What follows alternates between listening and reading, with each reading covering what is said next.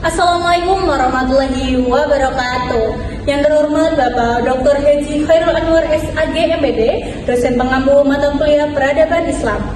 Saya di sini Dea Ayu Anjani dengan NIM 34 dan di sebelah saya ada saya Andi Kurniawan dengan NIM 33 akan membawakan materi mengenai peradaban Islam pada masa Khulafaur Rasyidin. Siapa yang belum tahu nama-nama Khulafaur Rasyidin itu? Ayo belajar dan bernyanyi bersama. Mengenal nama Khulafaur Rasyidin.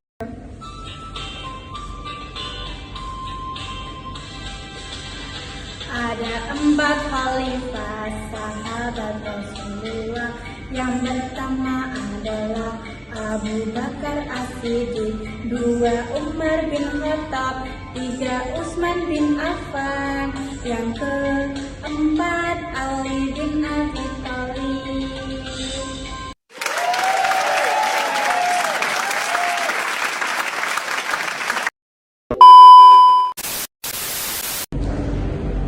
Kepemimpinan Khulafaur Rasyidin memiliki peran penting di mana dalam membangun peradaban Islam pasca wafatnya Nabi Muhammad SAW.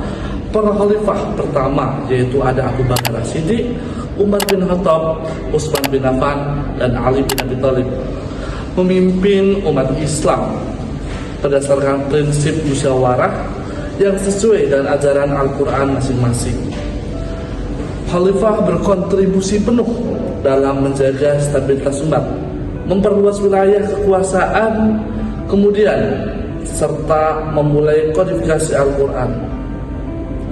Ada yang mengembangkan sistem pemerintahan dari masing-masing kontribusi dan upaya Khulafaur Rasyidin. Umar bin Khattab memperluas wilayah hingga Persia dan Mesir, serta menetapkan sistem administrasi pemerintahan yang efisien.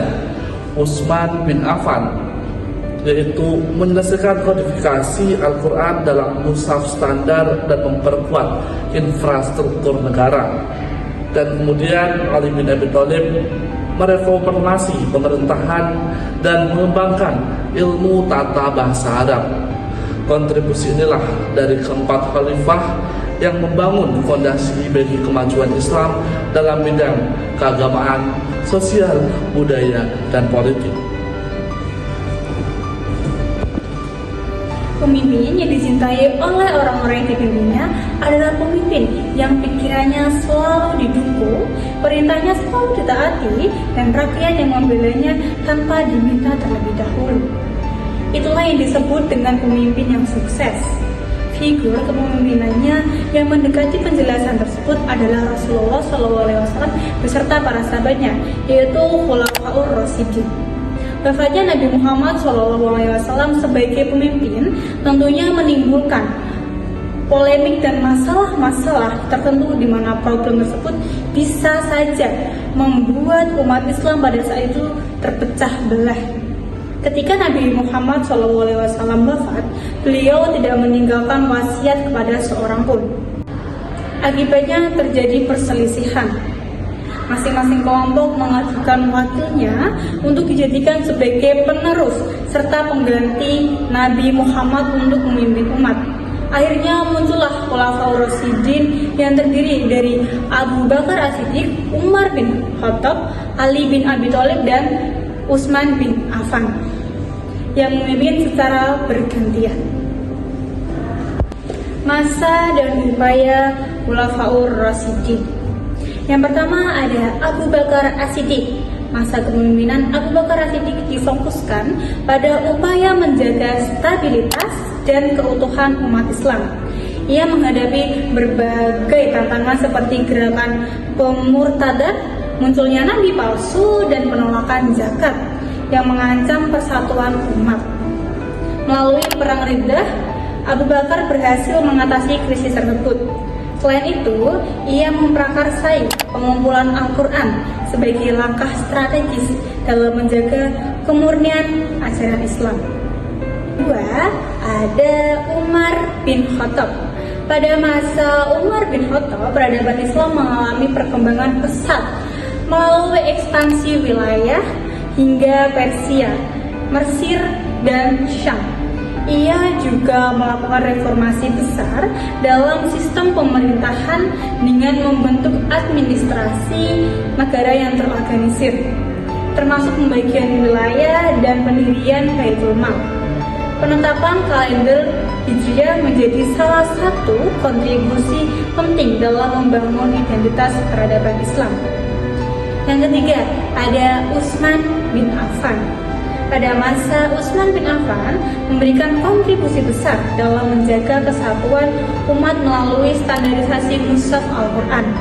Ia juga melanjutkan ekspansi wilayah serta melakukan pembangunan infrastruktur yang membangun pertumbuhan ekonomi.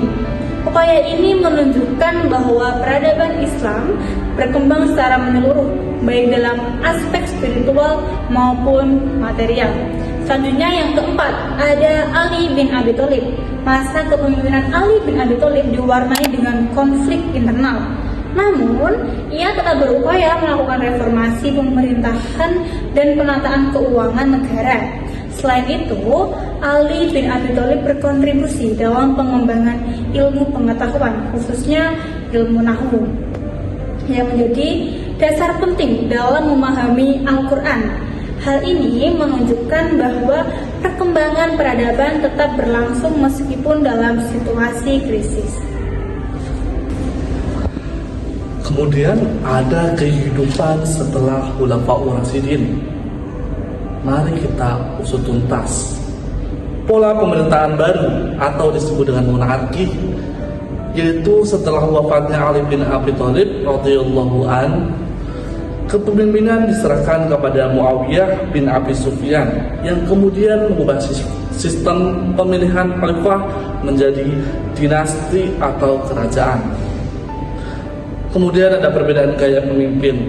Hal ini dijadikan sebuah faktor yang mungkin perbedaan dari zaman ke zaman atau pemimpin ke pemimpin selanjutnya, yaitu para pemimpin setelahnya cenderung meniru cara kaisar atau sistem kerajaan daripada gaya sederhana dari Khulafaur Rasyidin sendiri, yang dimana Khulafaur Rasyidin membawa prinsip kesederhanaan dalam kepemimpinan.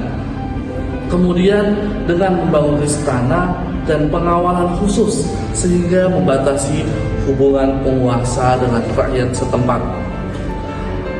Perkembangan wilayah dan peradaban meskipun sistem pemerintahan berubah masa setelahnya, terutama Banu Umayyah mencatat kemajuan ini, yaitu dan signifikan dalam perluasan wilayah serta perkembangan kebudayaan dan administrasi pemerintahan itu sendiri.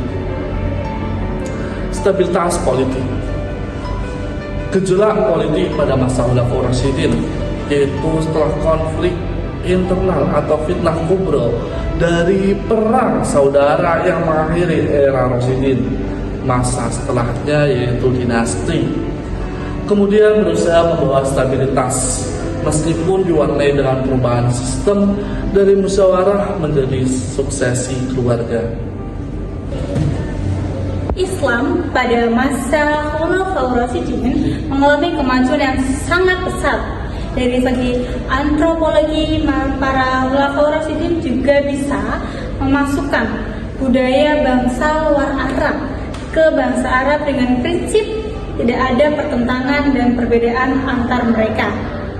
Dilihat dari segi sosiologis bahwa pemimpin pada masa Khulafaur Rasyidin adalah bukan pemimpin yang otoritas, melainkan masyarakat yang menghimbau, bukan kekuasaan untuk memerintah. Masa Khulafaur Rasyidin adalah masa yang sangat pantas ditiru dalam pribadinya, karena mereka adalah seorang pemimpin yang adil, bijaksana, sederhana, dan sebagainya. Mereka juga seorang pemimpin pemerintahan yang ideal dan sejati yang harus dijadikan contoh. Masa pemerintahan Khulafaur Rasyidin banyak mengalami kemajuan yang tinggi karena kemudian ada beberapa faktor ekspansi dari Khulafaur Rasyidin itu sendiri. Yang pertama, Islam di samping merupakan ajaran yang mengatur hubungan manusia dengan Tuhan, juga agama yang mementingkan soal pembentukan masyarakat. Dalam dada para sahabat Nabi Shallallahu Alaihi Wasallam tertanam keyakinan yang sangat kuat tentang kewajiban menyerukan ajaran-ajaran Islam atau dakwah ke seluruh penjuru dunia, dan kemudian pertentangan ajaran agama di wilayah Bizaitun mengakibatkan hilangnya kemerdekaan beragama bagi rakyat. Islam datang ke daerah-daerah yang dimasukinya dengan sikap simpati dan toleran. Hal ini tidak memaksa rakyat untuk mengubah agamanya dan tetap memeluk agama Islam.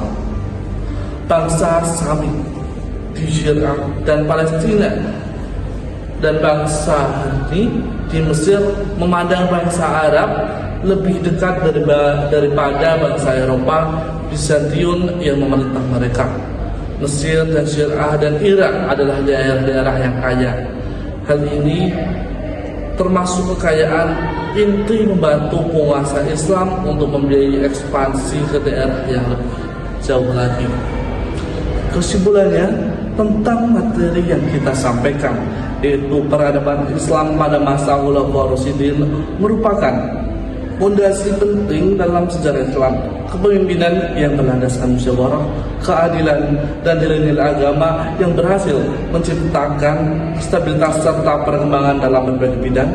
Setiap khalifah memberikan kontribusi dan upaya yang saling melengkapi sehingga dalam periode ini, yaitu periode Khulafaur Rasyidin, menjadi model ideal dalam pembangunan peradaban Islam.